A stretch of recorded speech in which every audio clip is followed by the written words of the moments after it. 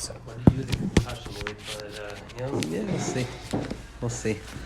Okay, so this inyan that we're going to be discussing, or just looking at the words of the Rebbe on, was given over on Sunday of last week. So Yom Aleph Pashas Vayetze, Taf Shin Pei Gimel.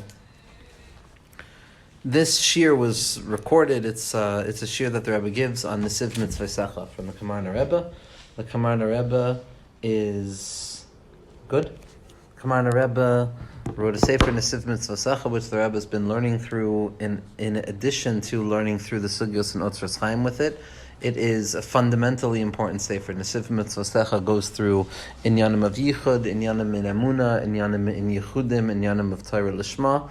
And what I heard recently was somebody who came straight to the Rebbe to ask them how to be makusher to the Rebbe when they were in Chutz La'aretz, and the Rebbe, who usually says to learn some of his Torah, said learn Nesiv Mitzvah Secha. So Nesiv Mitzvah Secha is a sefer that's very, very much shayach to the or of the Rebbe's Torah.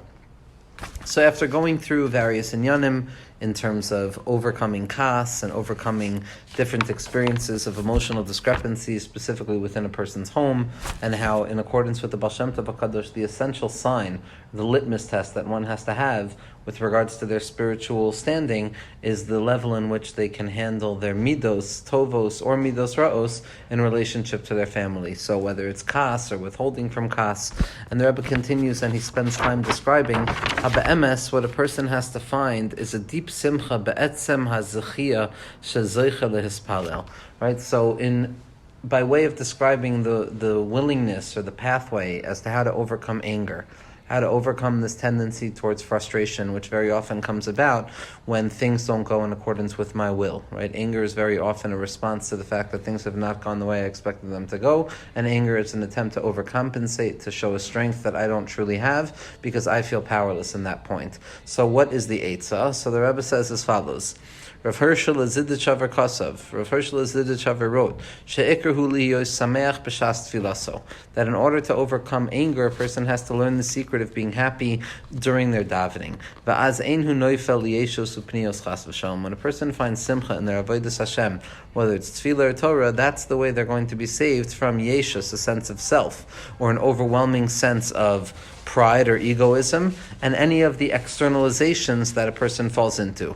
And what's the biur on this? Why is this simcha in tefillah the way to break free from anger? She'im b'shas tefillah, so called magmasa b'tfilasu hu lipalas yeshuaso bilvad. That if in my davening my only desire is to bring about the Yeshua that I'm searching for, to bring about the personal redemption that I'm seeking, I'm continuing to be stuck in that yeshus. I'm continuing to be stuck in that sense of self, which is again rooted in that kas, because the more attached I am to myself, the more I need my way to be the way that the world sees things, the more frustrated I'm going to get, because the more expectations I have is the birthplace of resentment, as opposed to letting go of the self, which is the birthplace of comfort. As kol simchaso tliya b'Yeshua. If I'm only happy and I'm only excited when HaKadosh Baruch Hu is mashlim my tefillah, if that's the only simcha I'm going to have, so then it's an ava shetliya b'davar. Then I'm only feeling in love with HaKadosh Baruch Hu, I'm only feeling the joy when HaKadosh Baruch Hu gives me what I expect Him to give me. L'chein einhu sameach b'tefillah atzma. And that's not a joy that emerges from the experience of tefillah itself. That's a joy that is contingent and dependent upon the response to the tefillah. But a joy that is dependent on nothing other than the experience itself, that is the eitzah to be yoytze mekaas. V'yesh achiza shel kitra gal tefillah. So if I'm oichez, if I'm stuck in this idea that I'm only happy if HaKadosh Baruch Hu gives me what I'm asking for, so then that's a contingent type of happiness. Ha'im ro'ihu liyashur, and it's dependent on whether I'm deserving of it. And at that point, I fall into machshavas zaros upnius v'yeshus. When it's about me, that's when I begin to be stuck in the ego. When I begin to be stuck in the ego, that's when I begin to be resentful and frustrated when things don't go the way I want them. Ach im sameach be'etzem haschus shezoiche v'omed b'tfilah. But if I uncover the secret of joy that exists within the very simple fact that I merit to stand in prayer in front of HaKadosh Baruch Hu, in front of the Creator of the world, u'mispala lefanav, At this point, this simcha is one that is free from any of the egoisms that come along with the demand to get my way, and if I don't get my way, I fall into the kas towards the people that I love most. It's when I have no expectation, when all I desire is the tefillah itself, there's no room for kitrug there. At that point, I don't fall into pnios, I don't fall into self-interest, and I don't fall into the machshavos of almanas l'kabel pras, and I don't fall into this contingency, this contingent need for Hashem to give me what I want in order for me to be happy. The machshava she'HaKadosh Baruch Hu chayav lanu es l'bakashaso l'kabel sfilaso, and I free myself from the sense that HaKadosh Baruch Hu owes me anything, or that I need to be answered in my tefillah. The Kfar Hizir Bazeh Shulchan Aruch, and the Rebbe says the Shulchan Aruch already was masbir the need to save ourselves from this broke down tefillah where it's dependent on Yeshua, and this is in Siman Tzadi Ches Sif Hey. Al Yachshov, says the Shulchan Aruch, a person should not think Ra'ui hu sheya'aseh HaKadosh Baruch Hu b'kashaso kevan shekivamti b'tfilasi, that I am deserving of HaKadosh Baruch Hu fulfilling my desires because I have focused and had attention in my tefillah. Ki adarabba zeh mazkir avanoisav shel adam, by demanding, by expecting, by being stuck in the resentment-oriented desire for things to be what I need, that's where the frustration, that's what brings up my self-interest and all of the difficulties that come along with that.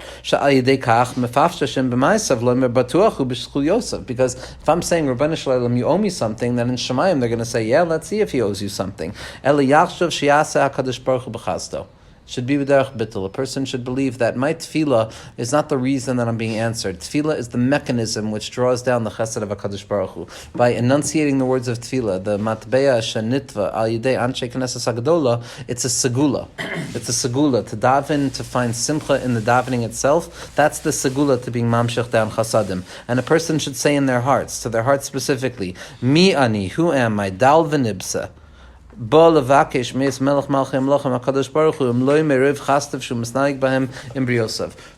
I to stand in front of the Rabbanu Shalom and ask anything if it were not for the unbridled chesed, grace, and compassion of HaKadosh Baruch Hu? And that way, I'm not getting caught up in self-interest, and when I don't get what I want, I'm not going to be resentful, I'm going to free myself from the circuitous path that leads to anger. And as we said, the ikar way to be magdir, a person's avodah, is how they act in their home, how my anger manifests itself in my home. Ha-simcha v'bitachon ha-hoichem yachtav. The simcha and bitachon that go together. Sarich lismich b'chol dibor v'dibor. A person has to find and uncover a deep joy within each and every word, each and every utterance. Shezoicha l'spalel l'fanav yisparach. Every utterance, every enunciation. V'sameach v'yivtach b'HaKadosh Baruch Hu. And a person should find joy and to have bitachon in HaKadosh Baruch Hu. B'pasuk sheyesh ba pamayim ki. Right? Ki bo yismach libenu, ki b'shem kadsho batachnu. The pasuk says, ki bo yismach libenu, because my heart was glad with him. Ki b'shem kadsho batachnu. So we see Rav Uri Mistrelach says that bitachon and simcha are hinged upon each other. That the more simcha I have is rooted in the more bitachon I have, and the more bitachon I have is expressive of the simcha that I have. So the reason that I'm going to be answered in my tefillah is not because of my schuyos. It's not because I'm deserving of this or that, but it's because I am ma'amik my das, like we spoke about last week in the Maimer on Parshas Vayetze. I'm ma'amik my das into the bitachon and HaKadosh Baruch Hu.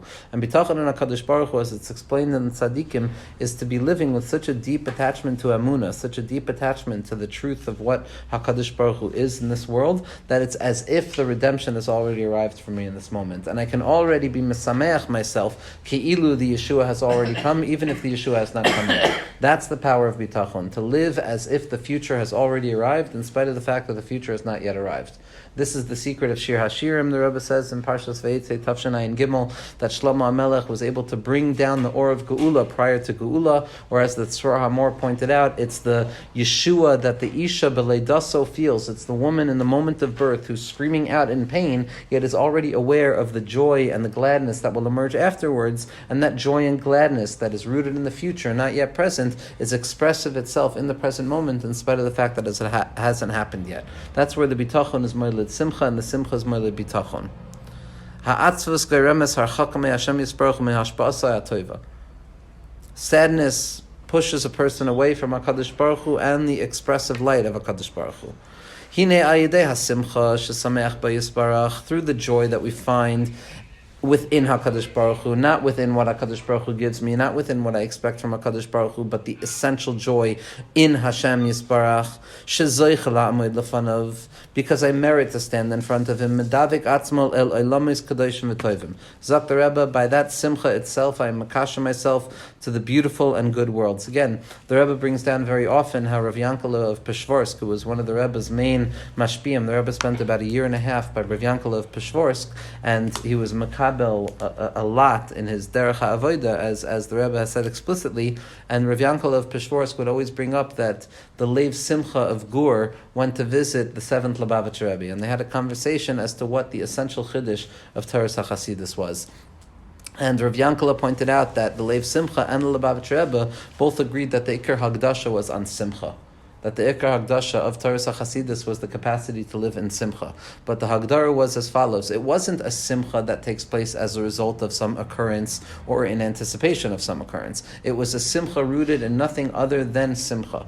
It was a non-dependent form of joy that emanated from within the self by dint of the fact that I am Zoicha to be Nishmas Yisrael, that I am Zoicha to not be a goy, that I am Zoicha to be a person who stands in front of HaKadosh Baruch Hu. And that Simcha, because it's not dependent on anything, cannot be erased at any point, and a person can always uncover that secret of Kibbutz Simcha Teitzeyu. This is what the tzaddikim are masbir, the Rebbe's masbir this as well. When the Arizal says that everything he was Zoicha to was through Simcha, it wasn't a Simcha shetliya b'davar, it wasn't a Simcha that came about through Hasaga, but rather it was an abstinent Simcha, a demand towards Simcha, the Simcha that Rabbi Nachman teaches us about. And when I demand Simcha from myself, that's the mafteach to be megala the Hasaga. So it's not that I have a Hasaga, I have some grasp of something, and then I have Simcha. It's that I have Simcha, and as a result of my Simcha, I'm Zoicha to Hasagos. So when a person finds that essential Simcha, they enter into worlds of Kedusha, and they're mamshich alav HaKadosh Baruch Hu kol tov b'derech olamos elu. That Simcha and Bitachon, as the tzaddikim point out, and as the Rebbe's magdir over and over, it's a segula. The bitachon is a mechanism that accesses the light that needs to be drawn down. How? Through bitachon. Haboteach ba'Hashem chesed yisavivenu. Through the mechanism of bitachon, through living as if the Yeshua is already here, my mind accesses the light of the Rabbanu Shalom, and it actually draws down that shefa. Rav Avram ben Rav Nachman in the Likutim in the back of Bir HaLikutim says explicitly that bitachon is the secret of the way that we draw down the shefa of what we want to be bateach in. That the bitachon is not a sense in response to some mood. It is the thing that is magdir the mood itself. It is a thing that a person can access no matter whether they feel it or not. It's a mechanism, and that's where the simcha is going to come from. And that's where we draw down the light. But if a person is not capable of understanding the tremendous chus that's in front of them, and they don't find joy in the capacity to be makushat HaKadosh Baruch Hu, but rather they find themselves stuck in self-interest and frustrated with resentments and anger because they haven't gotten their way of nichnas la'atzvus chas v'shalom, and they fall, God forbid, into sadness. Hari medavik atzmol el olam shel din. Sadness again. The sadness, again, we're not talking about clinical depression, we're not talking about moods that are beyond the person's control, but a sadness that comes from egocentricity, that comes from a stuckness within my way, and anytime the world doesn't give me what I want, I feel resentful or broken over it. That type of sadness is not only a negative experience, but by being stuck in that place, I'm connecting to a darker place. That if things look dark for me, then they'll continue to be dark. And the more I get into that darkness, the more I mamshich darkness onto myself. Because, as we're going to see, what the ikar nakud of what we're going to discuss tonight is the power of the machshava. That, as the Baal Shem Tov taught us, that a person is where their machshava is. If my machshava is besimcha, as we know that besimcha is osios machshava, it's the same root and the same letters, because joy is a state of mind, so to speak. But the same is true lahepech chas v'shalom, that if I'm attached to darker areas in my life, then I'm going to attach myself to darker areas. There were tzaddikim who said not to learn the drushim of shvira, not to learn the drushim of shvira sakelim in the Arizal too extensively, because where a person attaches their thoughts is where they're going to draw from. Could you say, though, that it would be important to have a healthy balance? Because how could we really experience simcha if we never knew what sadness was? Bevadai, sadness is a natural element of human experience, but a sadness that emerges spontaneously as a result of human experience versus kind of finding a nice soft spot, a blanket of sadness to settle into because I want to live in that self-loathing or that kind of self-negative space, that's what the Rebbe is talking about not entering into. To nuzzle oneself into that soft, because there's a certain comfort that a person finds minds when they're in a state of self-loathing. They don't have to be active. They can rest in that broke-down palace, right? So the natural proclivity towards sadness that a person experiences in this life, that's not necessarily an active bechira, that's an emotional experience. And that's something that we have to understand in order to be mitgaber, to uncover simcha. But the base level of the things that I can control is creating a baseline of simcha. Does that make sense? Yeah. Right? So within the experience of simcha, so I can experience a deviation away from simcha and then an elevation back up to simcha. But if I ever leave the world of simcha completely, so then I find myself already lost. I believe this is very much what Rabbi Nachman was magdir. Rabbi Nachman was not saying that a person is never going to feel sadness in their lives. He's saying that you can never allow for even a second the frame of your experience to be anything but simcha. Because once you experience sadness within the frame of simcha, okay, so now you're forcing sadness into the dance of simcha.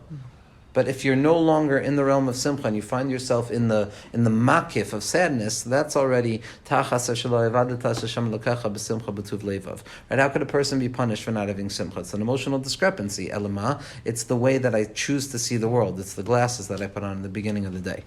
You know, purpose not translating the word simcha, but like to what it is. Simcha, I mean, this is already, simcha is, I would say first and foremost, it's not what most people assume simcha to be, right? It's not necessarily associated with a physiological pleasure, right? So that's first and foremost, that simcha joy needs to be separated from the concept of pleasure, right? Because pleasure is one thing and joy is one thing. I think that simcha, the way that I've understood it, or the way that, I've understood it, nothing more, nothing less than that, is that simcha is very much like the attitude of bitachon. It's a willingness to live one's life as if everything is mushlam, in spite of the fact that it's not shalem. Right? Maharal says they're intertwined, so they're different. They're different, right? They're different because bitachon is what leads a person to simcha. Bitachon is what leads a person to simcha. The simcha that I can feel in spite of the fact that the Yeshua is not here right now is as a result of bitachon.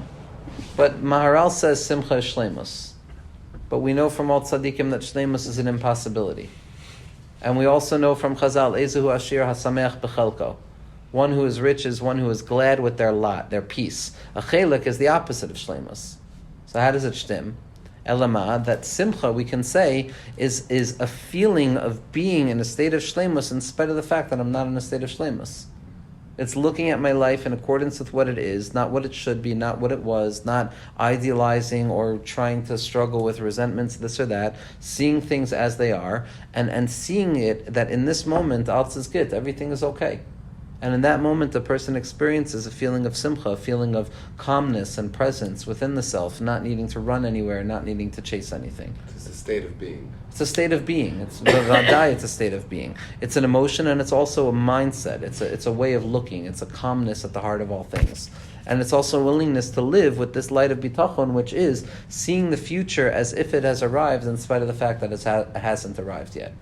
But the Rebbe is going to go into a very important Hagdara. That's why I wanted to go over this year, because he's pushing back against a misconception in terms of what we think about when we think about thinking, really. Are you going to get deeper into with this concept of living as if the Gula is here, even though it's not?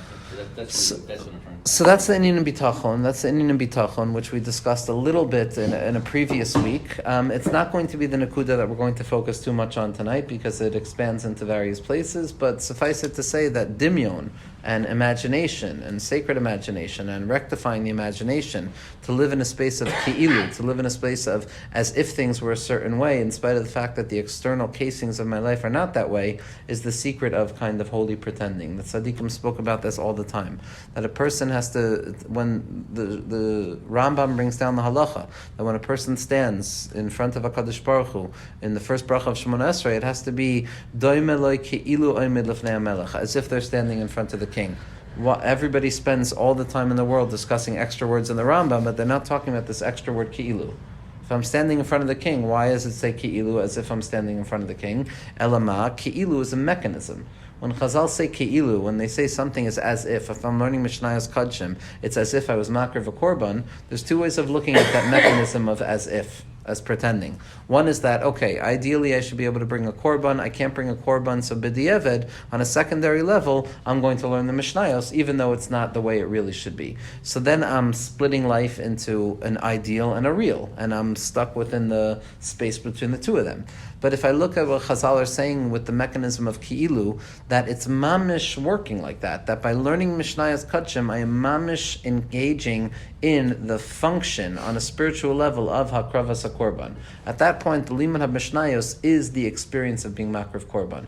The Ki'ilu is a state of authentically faking something, as opposed to trying to fake authenticity. But again, it goes, they're meandering terms, and I don't want to get too caught up because I want to go to the Iker Nakuda of what the Rebbe is bringing out in this year that he gave. So after discussing where a person's mind finds themselves, if I'm in a state of simcha, I'm mamshech simcha. If I'm in a state of sadness, I'm mamshech sadness. So we see already a hint towards the power of Chasidus, that the power of machshava expressed in Chasidus, that the mind is a reality, right? That the mind, what I think, becomes part and parcel of my reality. And this is an idea that is a very powerful one, because now instead of basing my life on the external circumstances of my life, I can simply regulate myself to determine the value of my life based on my internal circumstances. And you see this in Chabad, you see this in Breslov, you see this in Musar, you see this in Lita, you see this in all of the places. But the Rebbe is coming to be machazek, a very, very important nekuda here. A very important. And he says as follows, Amnan, a person has to understand, Ein lachshoiv v'loimar. A person should not think and say she'etzem hamachshavos hatovos yesh bekocham ha'atzmi lahamshich alav shefatov. A person should never come to the mistaken belief that the good thoughts themselves have the essential power to draw down goodness into my life. This is a foreign notion. This is a notion of the nations of the world. This is a notion of, and again, the Rebbe, when he's referring to foreign techniques of meditation, foreign techniques of kind of contemplation for the sake of drawing down Shefa, one of the many unique things about the Rebbe is that the Rebbe has spent a lot of time investigating and searching and identifying these different zramim of whether it's alternative spirituality, whether it's influenced by Eastern spirituality, whether it's kind of magical orientations towards thinking or kind of orientations towards the secret of thinking, which is the power of attraction, v'chule, manifesting, all of these different ideas which have become very popular and for good reason because they offer a person their world and their days. The Rebbe here is saying that it's very important for us to be aware the thing that is mamshech, the Or of HaKadosh Baruch Hu into my life is not my thought. I'm sorry. The thing that's mamshech, the light into my life, is not my thought. My thought is mamshech HaKadosh Baruch Hu into my life, and it's HaKadosh Baruch Hu who's mamshech the good into my life. That HaKadosh Baruch Hu has placed the koyach of machshava in my mind. The koyach of machshava is a way of engaging with the light of the Rabbanu Shalom. When I engage with the light of the Rabbanu Shalom through my machshavos, it's HaKadosh Baruch Hu who's mamshech the tova. Not that if I think strong enough about something, my thoughts are such a metzius ruchani, God forbid, that they themselves can be mamshech the tov. So saying that the machshava is just a kli. The machshava is mamish just a kli. It's as simple as that, but it's as delicate as it comes, because a person can think if my mind is so powerful and I can draw down this shefa, then it's my mind that becomes the place of the Rabbanu Shalom, and almost like identifying my mind with godliness, so to speak, or the misunderstanding of chelek elokai mimal mamish to think that there's mamish like this piece of God in me. Now, avada, we are all part and parcel of God and included within the infinite light of God. But to come to think that one's own thoughts are godly in the sense that they can be mamshech shefa, devoid of HaKadosh Baruch Hu, is a kfira gemura, says the Rebbe. V'u kfira be'amunas Yisrael.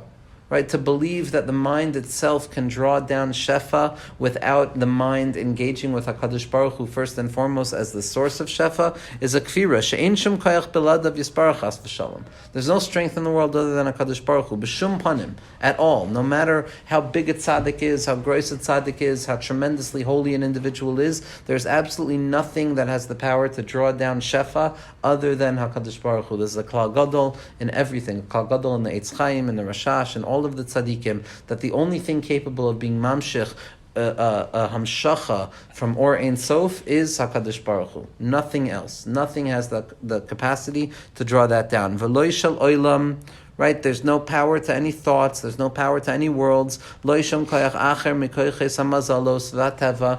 power other than some celestial forces. None of it exists. The only thing that exists is the Ribono Shel Olam. And then the Rebbe continues to give kind of explanations as to why a person has to be careful about reading certain books that don't necessarily make this distinction very clear, and how this is a very easy kind of mistake to fall into. And the Rebbe goes into the halachos of Avodah Zarah, and the Rebbe spent a lot of time being mevarah these inyanim very clearly. And the Rebbe continues and he says as follows: B'inyan koyach kedusha samachshava, with regards to the power of thought. Uma sha'amru b'Chabad, and what they've said in Chabad, right? Because now we're seeing that it's not the thought that transformed the scenario, it's the thought that is mamshech, the light of HaKadosh Baruch Hu, and it's HaKadosh Baruch Hu that transforms the scenario. Again, bittul, right? So the Rebbe says, Uma sha'amru b'Chabad, and what they say in Chabad, trach gut, v'zayin gut, think good, and it will be good. I believe it was a statement from the Rebbe Rayatz. I believe it was a statement from the Tzemach Tzedek, rather. Trach gut v'zayin gut, again, which many people have misunderstood, that it's my thinking that draws the good into my life. That by thinking positively, I draw positivity into my life. Kilu, that the hamshach of positivity comes from anywhere but HaKadosh Baruch Hu, to give some mitzias to my thinking. So the Rebbe says, Shezehu emes v'nachon. It's very true that when a person thinks good, things are going to be good. And there's a hint to that in this week's Parsha, Parshas Vayishlach, when Yaakov Avinu says, V'ata amarta hetiv, as I hetiv imcha. You said it would be good, and therefore it's going to be good. So the implication is that the way you speak, the way you think, the way you focus your mind, it can draw down the thing you're focusing on, which again is that very delicate boundary between thinking that it's my machshava itself, my sense of self, that draws down the light, versus my thinking that connects to HaKadosh Baruch Hu, who then draws down the light. Rak, says the Rebbe, Shezeh ba machmas mitzvos habitachon. The power of thinking, the capacity of thought to draw down shefa, is not because the machshava has a koyach b'fnei atzmo chas v'shalom, but it's because when I am invested so deeply in a space of bitachon, of trach gut, v'zayin gut, by thinking good, it will be good, because I know HaKadosh Baruch Hu decides the best for me, through the midah of bitachon. Bitachon, we said, is the mechanism that's mamshech the or. Batach, that it's Haboteach b'Hashem chesed yisavivenu. Through bitachon, I draw down the light of HaKadosh Baruch Hu. Sheboiteach v'toile es atzmo barachmei Hashem. At that point, I have enough trust, and I place myself in the rachamim of HaKadosh Baruch Hu that draws down the good. But it's not that my thinking itself is what draws down the good. Ach lo mitzad hamachshava ba'atzmo sheyesh lemachshava eza koyach atzmi. It's not that my mind or my neshama has some self-existing thing that draws down shefa into it. God forbid. That's anoichius in the greatest way. That's ego in the strictest sense, right? It's that it's through the bittul to the light of HaKadosh Baruch Hu that draws down the shefa. It's not the koyach of my machshava. It's the koyach of my machshava where I can access bitachon in a strong enough way to draw down the light of HaKadosh Baruch Hu. V'chein masha amru Rabbeinu Zal, and Rabbi Nachman says a similar idea that gets misinterpreted. He says in Sichos Haran Ois Samach Beis, Amasha amru b'Gemara Sanhedrin, machshava moyeles, right? The Gemara in Sanhedrin, Daf Chaf Vav Amud Beis, Chaf Vav is Shem Havaya, right? It says that a thought is valuable, a thought is enough, implying once again for many people that by thinking a certain way, I'm mamshich shefa into my life, right? As opposed to thinking and connecting my thoughts to the Ribono Shel Olam, and the Ribono Shel Olam drawing down that shefa into my life. Rabbeinu says that he implies that there's an actual strength to the thought. The thought is something that draws something down, kilu. That I have a power in thinking to draw down the thing that I think about. And this is where we get into the laws of attraction and manifesting and all of these different languages that become so popularized, which the Rebbe takes seriously enough to push back against. There are tshuvos written by the Rebbe famously going through all of the different shitos of what's considered mutter, what's not considered mutter in terms of spirituality, and trying to clarify for so many people who have gotten stuck in various forms of Eastern expressions of spirituality that have not infiltrated but made their way into the misconception that we have, where we begin to think that there's the sense of anoichias, that my thoughts or my thinking is strong enough to be poil something. Adrabba, ibcha mistaber. My thoughts are only capable of being boteach b'Hashem, and by being boteach in HaKadosh Baruch Hu, I can be mamshech that rachamim. So what does Rabbeinu mean? Right, one of the examples that Rabbi Nachman gives about the power of thought is that a person should not have a single negative thought on Rosh Hashanah. Why? Because Rosh Hashanah is the beginning of the new year. It's Magdir the entire year. And if you have Machshavas Ros, then there's going to be a Hamshach of something negative, God forbid. So the implication again is that it's possible to think that, okay, it's the thinking that is doing the trick here and not HaKadosh Baruch Hu. But in a certain way it is, because if you don't think, the Kli or the Shefa. But Vadai, the thinking, the Machshava is essential. The Machshava is essential, but it's not because the Machshava is a Koyach B'fnei Atzmo that has the capacity of being Mamshach But the that's Shefa. self-evident. Kind of the Captain Obvious statement. I think that this Halavai, it should be a Captain Obvious statement, right? Halavai people should be aware of this, but I think that what the Rebbe is pointing out here, and it's something that it's rooted in a misunderstanding with everything we've been discussing about. A person who thinks they can chap atzmos, a person who thinks that they can have a sense of self devoid of the annihilating light of HaKadosh Baruch Hu, is also capable of falling into the pitfalls of identifying their mind alone with the source of the Shefa. And thinking that HaKadosh Baruch Hu is found in their mind, so to speak. And that's through the power of my mind that I'm tapping into this koyach ruchani in my mind. Sure, the machshava is the only kli that we have to be boteach and to have emunah, but it's with bittul. Chachma is koyach matz with bittul, like the Baal HaTanya says, that the or ein sof is not shoira on anything that is not batul umvutul b'tachlis habittul, which is why the Maggid of Mizrich says in the name of the Arizal that the or ein sof is mislabesh specifically through chachma adam kadmon, because chachma is bittul. Bittul is the kli. And if I get caught up in my thinking and I begin to think that it's my thoughts alone that are the thing that are being mamshech, so then a person gets stuck in this kind of polar opposite of the tachlis. I'm getting caught up in the ani of it all without being mavatal it to an ayin. And so the Rebbe continues, so what is it that Rabbi Nachman means? Rabbi Nachman is saying, right, so Rabbi Nachman continues, Shoshana haba tzliya b'shmiras machshavasa asher choshev. Right, the implication is that the incoming year is contingent and dependent upon the types of thoughts that I have towards this incoming year. Asher kafi machshavaso ken yamshich alav l'chol hashana l'tav l'mutav. That through the way that I think, I'm either going to have a good year or a bad year. Ein hakavana sheyesh eze koyach la'atzmo chas v'shalom l'sasek bo. The intention of Rabbeinu is not that, God forbid, there's some spirituality inherent within the mind that contains the ability to bring me a good year or a bad year, as if my mind is going to be magdir the mitzias, God forbid. As if by thinking negatively, I create this reality where negativity is now shayach to me. Ela she'hamachshava hu kli. The machshava is a vessel. Asher ayidei hamachshava hatoiva yidavik atzmo la'Hashem yisbarach. Through my machshava, I attach myself to the Rebbeinu Shalom. V'yitle b'tchoina b'yisbarach bittul amiti. And at that point, I can trust HaKadosh Baruch Hu with absolute bittul. But his askus b'machshava bilti bittul Hashem yisbarach. Spending time contemplating, manifesting, desiring to think what I want, and that power of my machshava is going to bring it down without the bittul HaKadosh Baruch Hu bechinas iser kishuf. This is already dependent and contained within the Isra of Kishuf, within this kind of magical type of thinking that tries to manipulate reality through kochos other than the light of HaKadosh Baruch Hu. Sheherchika Torasenu HaKadoshim, he said. The Torah HaKadosh has pushed us away from that. Shehem soivrim lishlot b'shefa habriya al yidei machshava. Their assumption is that they have the capacity to be shoylate on the experience in this world through my machshava. Through my machshava, that's how I'm shoylate. And this is what Chazal mean when we talk about Kishuf blocking out the light of Shemayim, because there's a hefsek beini bein HaKadosh Baruch Hu, because at this point I'm a groisa sense of anoichias without any bittul whatsoever. Because by thinking that my kochos of machshava have the capacity of drawing down the light b'fnei atzman without bittul, so my thoughts have now become the stira between me and Shemayim. Anoichi oimed beinchem ubeinechi. Right? The pasuk says that I stand in between you and me. That the sense of I, the sense of self, the sense of egoism. And again, here the egoism and the self-saturated sense of self is not one of self-aggrandizement or arrogance. It's one of machshava. It's one of beginning to believe so deeply in the kochos of my own self as if they stand outside of the absolute annihilation that is rooted in the light of HaKadosh Baruch Hu. And we have to get rid of these ideas. Ulevaras hakvira hazais min haaretz. Is he warning because he's saying it's fake, or because it's real but it's usher to us? Which one is he saying?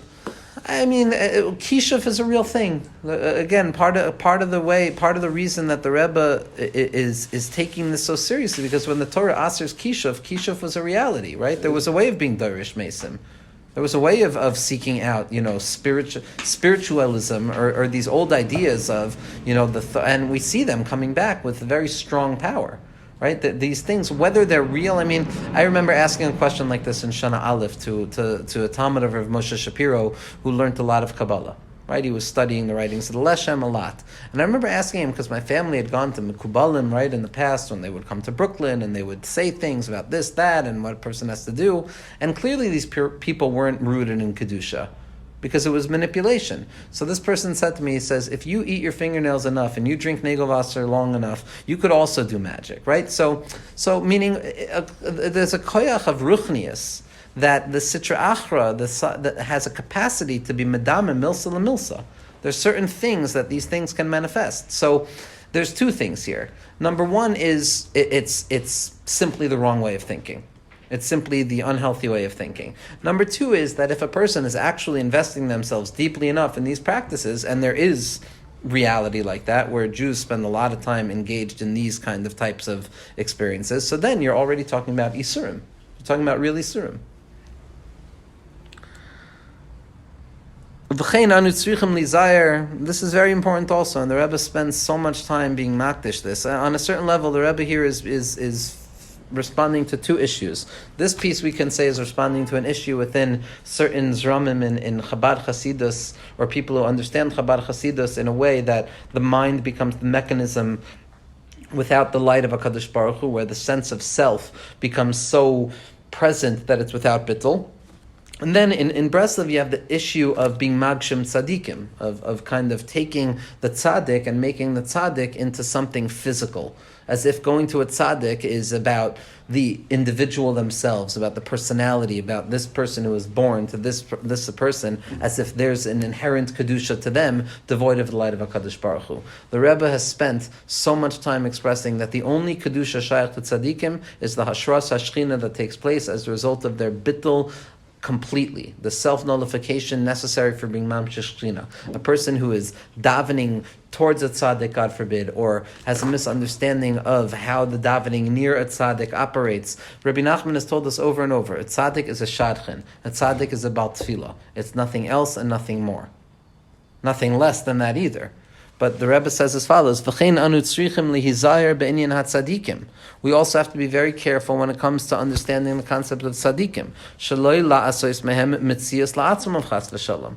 Never to make out of them something self-standing, as if there's something separate and apart to themselves. Ki'ilu yesh behem koiches la'atzmam chas v'shalom. As if a tzaddik has a koyach to fix something. A tzaddik doesn't have a koyach to fix something. A tzaddik has a bittul that can be mamshich, the or of HaKadosh Baruch Hu, to fix something. Ela shekol inyanim hu b'shvil siyua ela dveikas b'Hashem Yisbarach. The entire tachlis of the tzaddikim is to help us be medavik to HaKadosh Baruch Hu, va'ayidei hachibor ela tzaddikim, and through our connection to the tzaddikim, yesh lanu siyua li'izkare ve'lav be'emes be'bittul yoter. That through his kashrus to tzaddikim, we have the ability to be mevatel ourselves more and more. But not to, God forbid, separate HaKadosh Baruch Hu from the picture. The ikar tachlis of a tzaddik is to megala that all there is the Rebbeinu Shalom.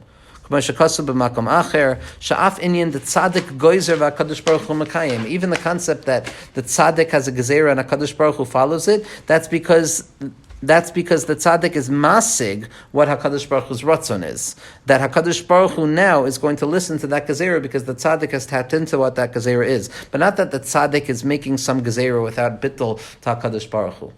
The Rebbe says in the name of the Balei Tosfos, in the name of the Chasidei Ashkenaz rather, that the entire tachlis of a tzaddik is to teach us that no human being can be perfect.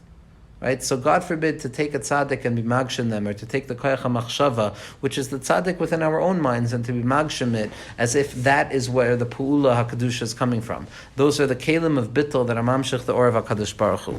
V'anu b'bitchoneinu b'Hashem Elokeinu Yisrael bilvad. We walk in the bitachon of HaKadosh Baruch Hu v'lo shum davar acher chas v'shalom, and nothing else. U'mitzilyavim lehispalal elav bilvad, and our tzivoy is to daven directly to Him. A love v'loy lemidosav, a love and not to tzaddikim, a love and and not the machshava, directly to HaKadosh Baruch Hu. We can't have a direct access to HaKadosh Baruch Hu. It doesn't matter. It's a love b'derech midosav. Yes, HaKadosh Baruch Hu reveals himself through the spheros, through the partzufim. And the tachlis is to understand the spheros and the partzufim and to realize that HaKadosh Baruch Hu himself is hidden within those things and to be medavik only to the essence of the Rebbeinu Shalom in spite of the fact that we can't be toifes the essence of HaKadosh Baruch Hu.